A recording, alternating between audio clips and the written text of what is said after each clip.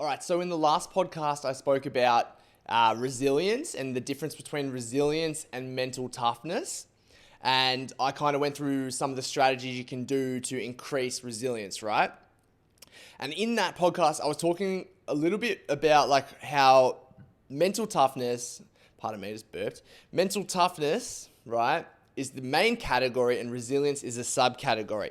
Now, there's actually a lot of other things that go into mental toughness, which you're probably aware of, right? But they sound really airy-fairy when you talk about them with mental toughness, okay?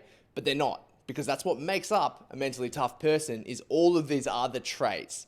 Now, we're going to focus on about 10 traits, right? So I'm going to give you 10 traits that you can use to further look into within yourself, develop some strategies around how you can improve them, and that is going to help you become a more mentally tough person. It's a lot of the time, like I was saying in the other episode, is that resilience is what gets all of the credit that makes someone mentally tough. But I want you to think about this, right? So you've got two people, right?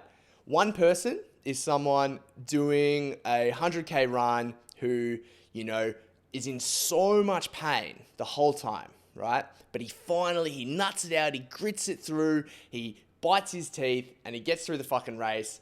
And you think to yourself, fuck man, that guy is mentally tough, right? Then you have someone else who does, now these guys are at the same, we're going to assume they're at the same physical standard here.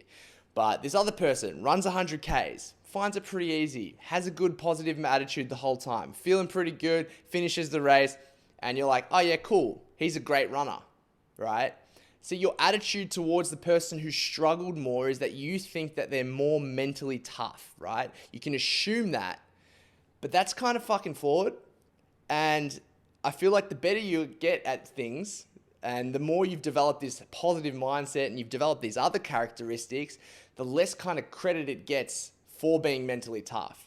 So it's like people have this interpretation of mental toughness that pain equals mentally tough, which is fucking bullshit. It is absolute bullshit. Pain doesn't equal mentally tough. Being able to withstand pain kind of makes you more resilient, yes, and that's the people then think that resilience is what makes mental toughness, where it's not.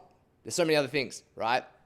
Now, along my journey, I feel like it's a really good explanation if I talk a bit about my journey, right? Because 5-6 years ago, I could grit out a fucking marathon, be miserable the whole fucking time. And in my mind, I thought I was mentally tough, right? I just went through this horrible thing. I fucking hated it the whole time. Where now, even when I don't like something per se, I can flip my mindset to like it. I can flip my mindset so I can actually approach it in a really positive way. I've got strategies in place to overcome things that doesn't make it feel negative. And now if I did a marathon now versus what I did 4 or 5 years ago, I would be considered more mentally tough off the one I did 5 years ago than what I would be now. Now I would be classed as, oh, well, you just do those things, right? And what I'm trying to say here is that mental toughness is really, really, really about a multitude of characteristics that you need to understand and develop, right? Okay? So I want that to be really clear. It's tons of shit. To put it bluntly, it's tons of shit. Tons of shit done really well. Not fucking resilience. So we're going to go into it. So first one on the list is goal setting. Now, I'm sure you understand what goal setting is, but someone who can identify goals, someone who can really, really go into what they are, what they mean to them. They can be specific with these goals. They can be measurable. Are they attainable? They're working through that kind of SMART acronym. Those people who can identify goals and goal set better are considered more mentally tough, right? So that's one area. That's 1 out of 10 that you could be looking at. Are you setting big goals? Are you setting the right goals? Are you regularly visiting your goals? These are important things to understand. Now, the second one is self-confidence. The more confident you are, the more mentally tough you are considered. So someone who has more self-confidence is more able, generally, to be able to do things that are harder than someone who has a negative mindset to it. So you need to have confidence. Now, the way you build confidence, there's lots of ways you build confidence, but some of the strategies here that I can talk about here is about just doing things and getting a good result and then doing them again and doing them again Hormozy says it really well. Like, you don't get confidence from doing affirmations in the mirror. You get confidence from, having a stack of fucking proof that you can do it. So I don't want to go too much into these things today because I could spend a podcast on each thing. I just want to give you these 10 things, and then you can go away and do some stuff yourself to see if you can improve upon them. Third one is mental preparation. The fourth one. The next one is mental preparation, right? Now, mental preparation, there's lots of ways of doing this. This could be writing something out. Like, let's say you got a 100K race or a marathon, whatever that is. There's a few ways you can mentally prepare for it. You could mentally prepare for it on a day-to-day basis by doing hard things psychologically. You can mentally prepare for it by writing out the whole 100Ks and what it's going to feel like and anticipating the problems that are going to happen.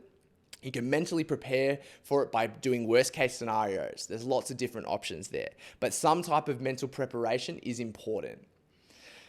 Now, the next one is resilience. I'm not going to talk about that too much because I've talked about that in the last episode. And if you want to learn more about resilience, I encourage you to listen or watch that one.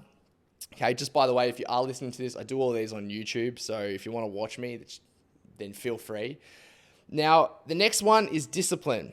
Discipline is really important, as I'm sure you're aware, but discipline is another characteristic that falls under that mental toughness category. So, are you doing the things that you said you would do even when you don't feel like doing them?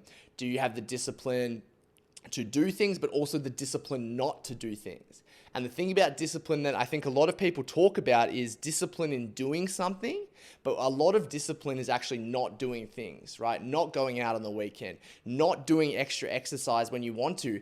Discipline is a double-edged sword. You need to be looking at both ends of the spectrum, okay?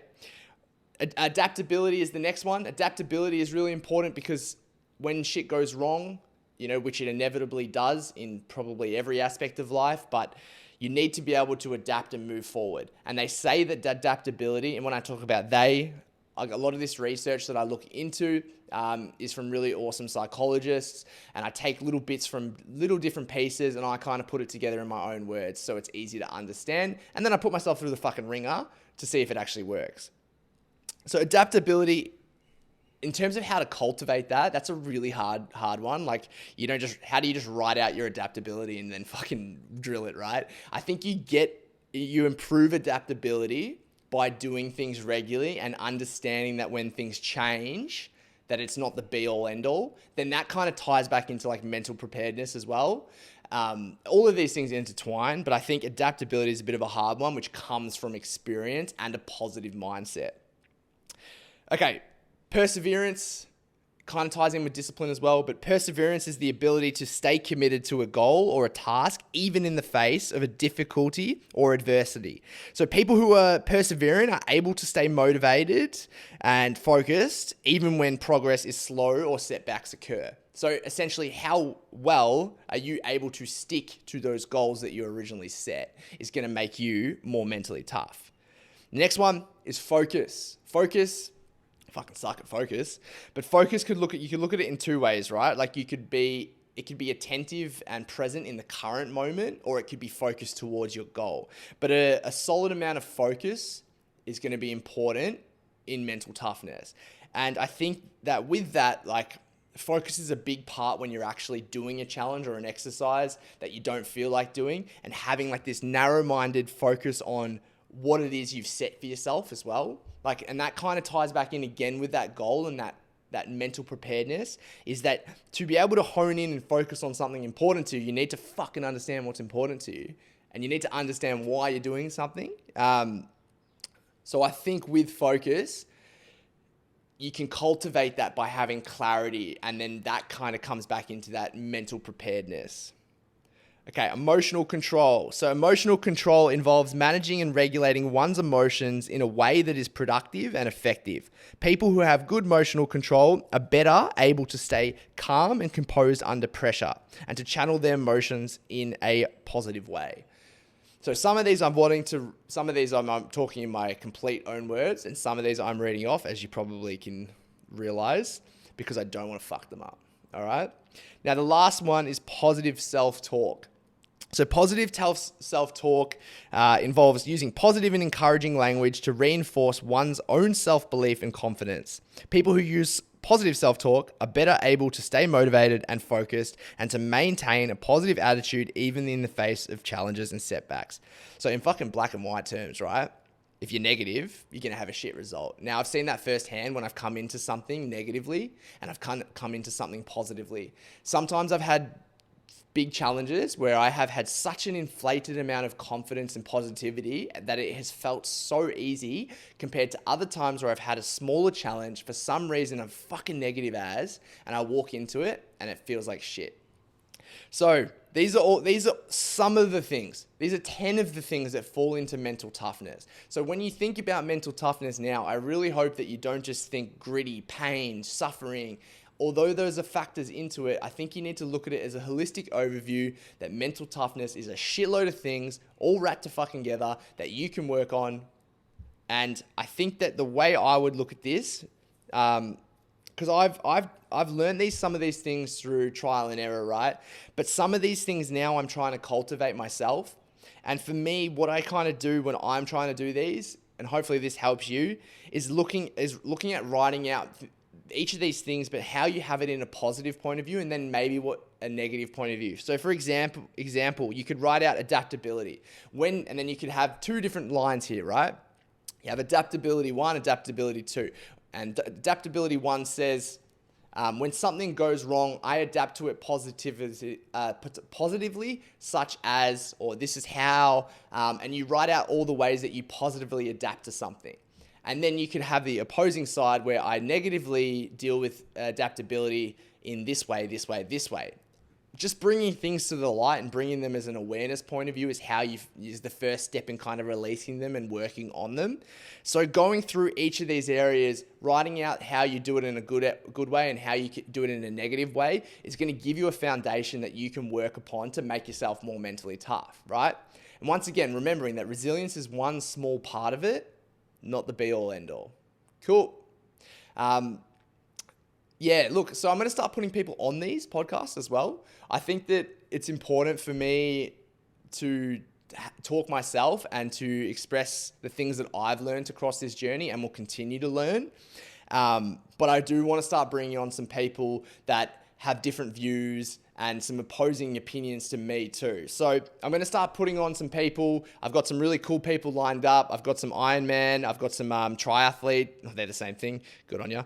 I've also got some ultra runners. I've got some people that are more of that hybrid approach. I'm basically going to bring on as many people as I can in that ultra space, not to learn about how they train for things, but more so how they mentally prepare for things, and also the positive impact that these mental challenges have had on their life. And I think it's important to kind of talk about, because like the reason that I do these is because I fucking love what doing hard things has done for me and how it's changed me as a person and the joy that I've found in it. And I think that there's not enough joy in this whole like mental toughness and this resilience space, because we make it seem like it's such a negative experience when it's fucking mad. Like there's no better feeling than doing something hard, overcoming it, and being like, I fucking did that. So helping people kind of find that love for this and finding mental toughness through actual love and joy rather than finding mental toughness through fucking pain and suffering. And yes, they correlate and they are the same thing, but that is what I want out of these. So the more people that can help me do that, the better. And speaking of helping me, if you can share this with someone, if you can give it a 5-star review, I can see you fucking listening to it because I see the stats. So if you could leave a 5-star review, that would mean the absolute world to me. And if you are listening to these, or even reaching out to me and just giving some feedback, that would be awesome too. All right. Thank you.